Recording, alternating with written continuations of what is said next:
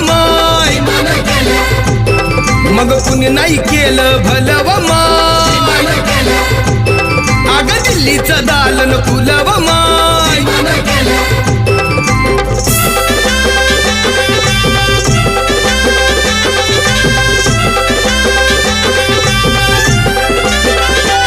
तुमच्या पोरानं शाळेत शिकावं